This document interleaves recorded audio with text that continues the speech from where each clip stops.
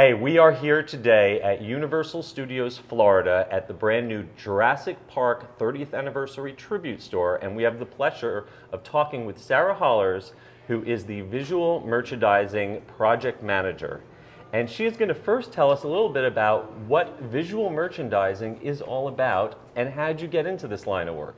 So I started with Universal 9 years ago, and 9 years ago is very interesting. We did very different things than we do today. So 9 years ago, we were more the team that took on the overheads and the visual displays like a normal visual merchandising team would. And over the years, as you know, businesses have to grow and you have to, adapt to changes and everything, we started a tribute store. That started back in 2015 with the Halloween Horror Nights tribute store in the exit store of Twister. And that was the first year we kind of really dabbled in the experimental retail and what that could be for our guests. And we were able to take something that was an empty store, and given the ability to do anything with it, it kind of opened the door for what the tribute stores have become today. Well, what they've become today is absolutely amazing. This is the location that the tribute store moved to. Some folks might remember it was in the extended queue of Revenge of the Mummy, but now we are here on Hollywood Boulevard celebrating the legacy of Jurassic Park. And before we do a deep dive into this amazing store, I'm just a little curious. A lot of folks know Universal Creative, who builds the rides, and they take years and years to build a ride. And the Halloween Horror Nights folks, they usually have a full year to put together a haunted house. You guys are down doing 4 of these tribute stores a year. There's been a Halloween tribute store, a Mardi Gras tribute store, a summer tribute store, and a holiday tribute store. How do you keep changing all of this out, creating these new experiences every 3 or 4 months? So we have to work very far in ahead and very far in advance. And last year, our visual merchandising team switched into two teams. So we do have a team that focuses on the parks and maintains what the parks look like and how they are represented to our guests. And then I had the pleasure of becoming the project manager of the project team that took on all of the experimental retail and doing special projects like All Hallows Eve and the Dead Coconut up in City Walk and this store. So it's challenging at times, but it's very rewarding on the back end, and we try to do ourselves the favor and work so far in advance that we're working on this summer one, but we're also looking at Halloween and holiday and next Mardi Gras just to keep ourselves, ahead. Well, I'm sure I could personally talk to you about the Dead Coconut Club for hours and hours, but we are here to talk about Jurassic Park. And let's start with the concept. There was a summer tribute store when the Velociraptor opened up, and we also had one paying tribute to past Universal films like E.T. When did you guys decide that Jurassic Park was going to be your focus this summer, and what were some of the first ideas, the first concepts that you had that got you excited about doing a Jurassic Park tribute store? So interesting, this was not our first idea. But when we really started diving into what summer would be and the 30th anniversary of Jurassic Park and how we pay tribute to that, what better way than a tribute store?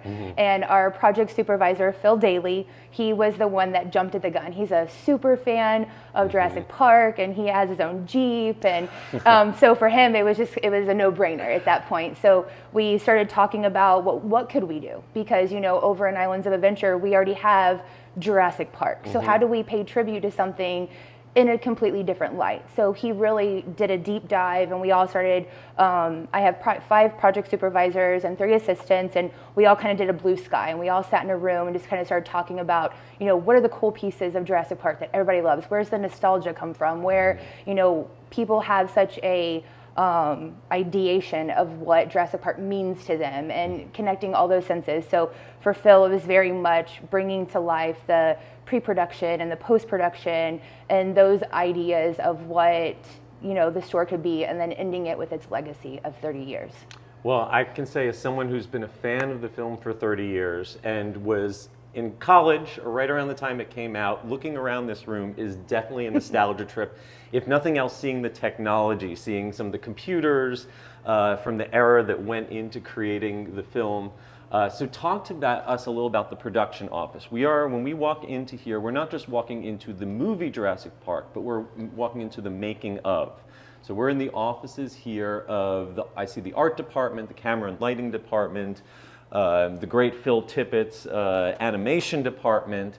So what are some of the deep dive Easter eggs that went into creating this room that we're in right now? So you're going to see, like you said, there's all the different departments, and what we really went when we did the deep dive as a department that we wanted to pay tribute to it properly. So there's the casting department, there's the location department, there's the sculpting department, and Phil and the team, they really went in and started watching the Stan Winston stuff and the Phil Tippett and making sure they were doing justice by it and showing those iconic things that any super fan would love to have. And as you go through, you're going to see the little hidden Easter eggs. There's something in here for holiday tribute. There's something from Mardi Gras tribute past years.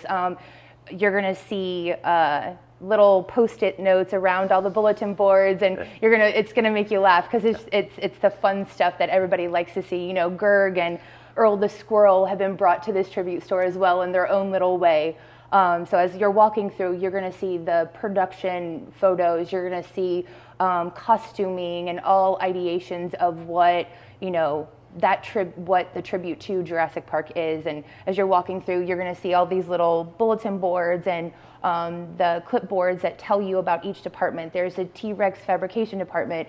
There's all these the bulletin boards up high, so don't ever forget to look up because there's more. I know, I want to get a ladder and climb up there and look at some of the little post-it notes. And you get to see where they did the maquettes and how, you know, dinosaurs were first created in here. And then there's and you'll walk around this gondola over here, and there's the actual how they created the T-Rex from.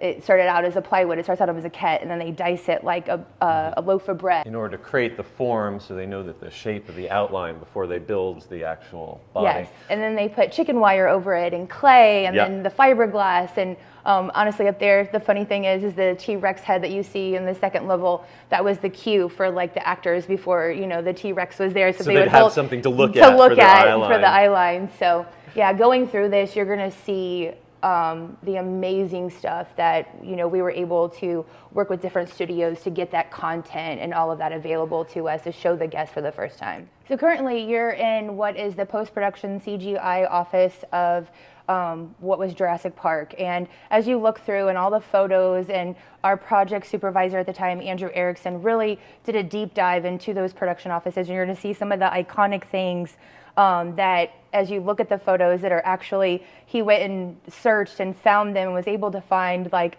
the jersey and, you know, a hidden Easter egg over here is the peacock. We like to, you know, pay tribute to our partners with NBC. And, you know, from Elliot's bedroom last year is the dinosaur. And as you come through, you're going to see the Phil Tippett talking about the did, and there's the video. And as you go through, you're going to see the flags and all the little things that just made up what this iconic office was in 1991. I'll say if you have watched some of the making of behind-the-scenes vintage stuff from the early 90s, this could have just dropped straight out of one of those documentaries. It really is amazing, and they're full of little details like, you didn't say the magic word. That's a deep cut for you Dennis Nedry fans. You're standing in the area that was created by Greg Duffy on our team of the stop motion animation department and the sculpture department. He was able to sculpt the Dilophosaurus and recreate that for this store,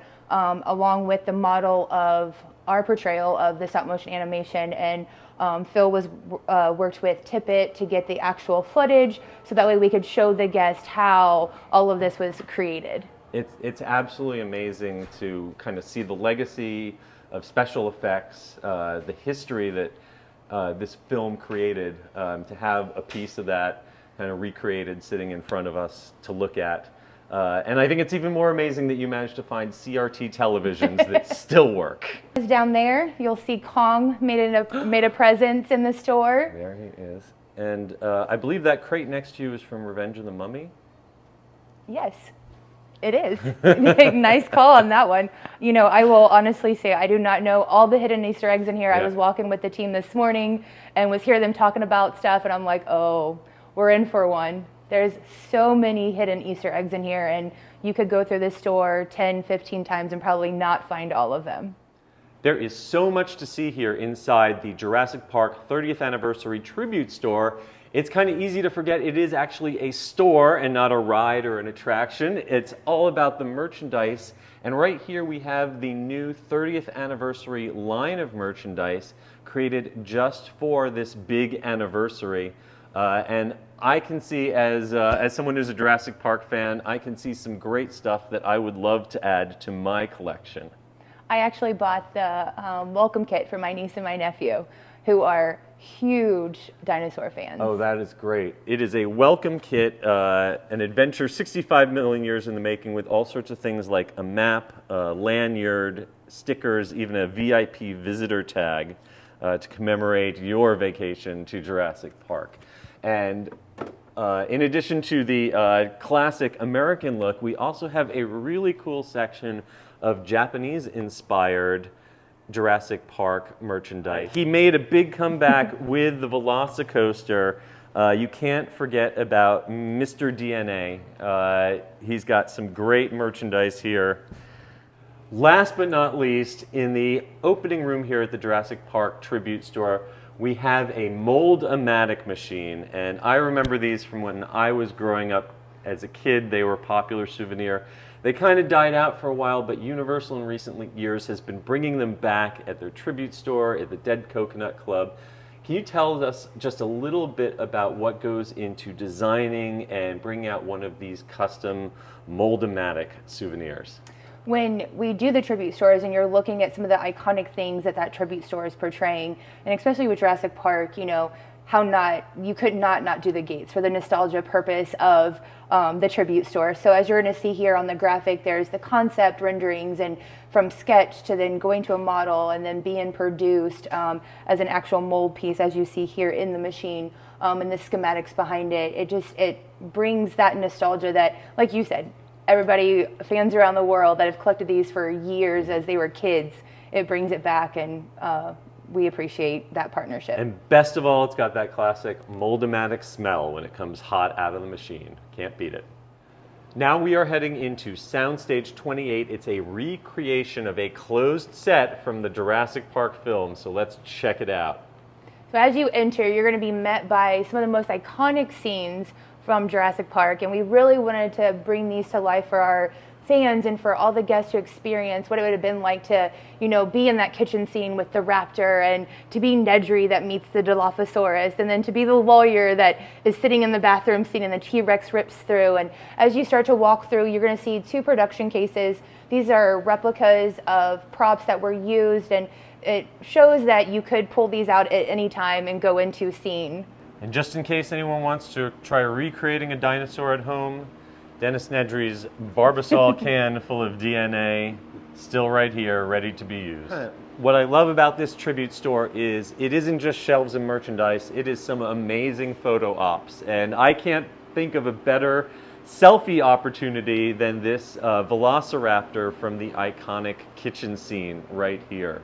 And there's your ladle if you missed it. Yes. You might have noticed when this was under construction, there was a little Easter egg placed in the window of a kitchen ladle, and that is clearly a reference to this very famous scene. So a lot of the stuff here at Universal, we have production kitchens and we have all of our food restaurants. So we were able to work with some of our partners to get a lot of the kitchen, the iconic kitchen stuff. And then we created the flats, and it gives you the full picture. You're inside, but you're still looking outside with the wind blowing and all of that. And then she may look familiar as she was in our Jurassic World tribute store. And Greg Duffy on our team was able to give her a complete new, fresh makeover to look like the raptor that was in the kitchen scene. Yeah, she's looking good. You're looking good for 30 years old.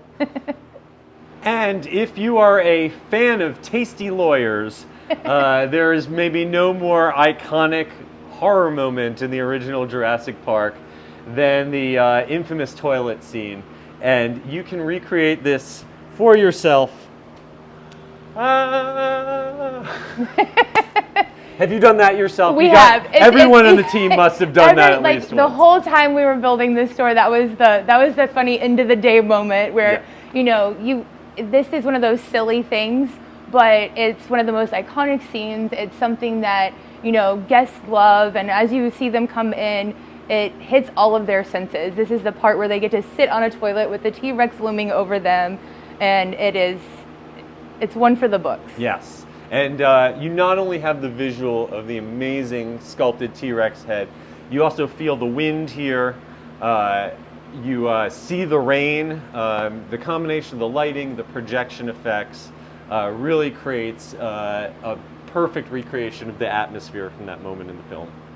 So the one you saw over in the sculpting department, this is the fully finished spitter that Nedry meets. Yes, this is where Wayne Knight's character meets his demise, and you can see the progression from the raw clay sculpted head in the first room, and now you see the finished product. Am I supposed to spin your e-stock sign? Where are you going? Yes, it does spin. So, now we're lost. Not gonna get back to that boat. All right, now we are heading into the maintenance shed scene, which is still part of Soundstage 28. But I love the way that you have taken what was once upon a time the prop store and divided it up into different environments. So you really feel like you're flowing through a whole series, almost flowing through the story of Jurassic Park, moving from room to room to room. And I can't help it. I just got to push buttons. I don't know if they do anything, but I got to push the buttons. Turn the power back on. Oh no, oh no. And then if you want one little Easter egg, there's something down there you might want to look at. Yep, it's an arm. And another great photo op right here of the Velociraptor bursting through the wall.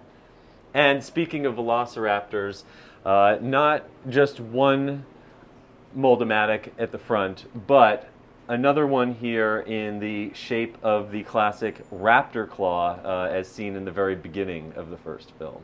And here in the Jurassic Park Tribute Store, we don't just have Jurassic Park Easter eggs, we also have some Universal Studios Easter eggs, namely Earl the Squirrel, the famous mascot of their holiday celebrations. He always makes his way into every tribute store somewhere, and you can find a little picture of him right there. And now in this final section of the Jurassic Park Tribute Store, we move away from the making of the film into the legacy of the film. We start with the iconic Jurassic Park gates here. We have one of these over in Islands of Adventure, but it must have been fun being able to recreate this on a smaller scale for guests to be able to walk right through. For us, this had to be in here, and it was, how do you fit it in the store? We did have to scale it down a little bit, but this is that moment where you're leaving the soundstage and you're entering into what is that 30-year legacy, the museum style of the store, and what better way to commemorate that than to walk through the gates with the sunset graphic behind it. And for a lot of us who were teenagers or maybe kids when the original film came out, a lot of the legacy is the toys, the games, the merchandise that came out.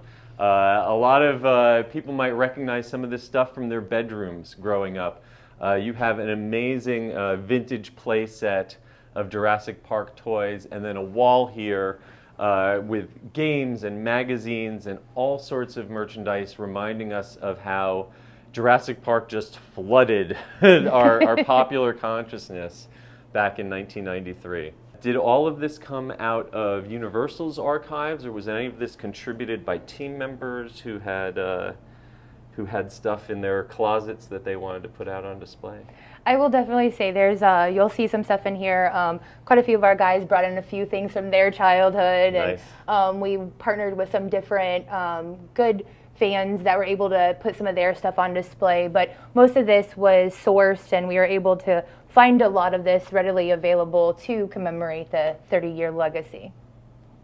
Well, this is just a really amazing, not just for fans of Jurassic Park the film or Jurassic Park the merchandise, but everything Jurassic in Universal's whole 30-year legacy with the franchise. And, you know, there is definitely a lot of stuff to spend your money on here. but this is also something that you can enjoy just walking through and looking at, even if you aren't taking home any souvenirs, though that will be hard to resist. So wouldn't be a tribute store without something sweet to savor as you leave. And once again, we have a snack case with some unique and delicious looking desserts customized just for Jurassic Park. Can you tell me a little bit about how your team collaborates with the food and beverage team to come up with these unique offerings each time? These are created by our Universal Parks and Experiences team. Okay. They actually work on development of these sweet treats for the store. So they do partner with our production kitchen, and they partner with different vendors to, bring these to life. So as you're going to see, the cookie dough balls and the cake jar and the whoopie pie, that was all, developed for what is Jurassic Park. They all look tasty. Well, Sarah, thank you so much for an amazing tour of the Tribute Store. I can't wait to go back in and spend even more time looking at all the details. But before we leave, we've got to talk about the elephant in the room, or rather the dinosaur outside the store. Tell us a little bit about the legacy of this creature right here. So she is actually a replica, I believe back in the 90s when we did the preview center for Jurassic Park. She was here right over across the street in the horror makeup show, and she was donated to Give Kids the World. She's been there for the last 20 years. You could see her on the train ride if you visited. For this store, we really wanted to do right and, bring her back to her lineage and bring her back here where she started. And we were able to partner with Give Kids, and our creative fabrication team was able to completely give her a refurbishment, make her beautiful for her time here, and then once Jurassic Park Tribute Store closes, we will then take her back to Give Kids the World. And just so everyone knows, she's just sleeping. She's just taking a nap, she's doing okay. She ate too much West Indian lilac. Is this West Indian lilac? Do not ingest.